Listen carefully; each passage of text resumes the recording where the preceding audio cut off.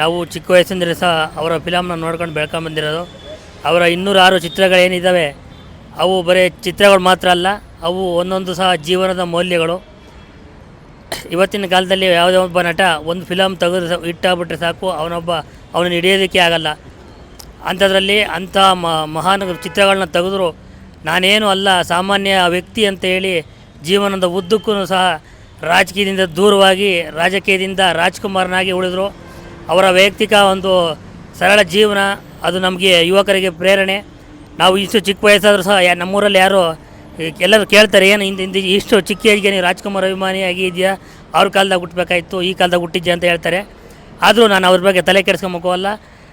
ನಮಗಿಷ್ಟ ಅಂತ ವಸ್ತು 500 ವರ್ಷಗಳ ಹಿಂದೆ ಆಗಿರಲಿ, ಅದು ನಮಗಿಷ್ಟನೇ. ಎಲ್ಲೇ ಇರು ಹೇಗೆ ಇರು, ಎಂದೆಂದಿಗೂ ನೀ ಕನ್ನಡವಾಗಿರು.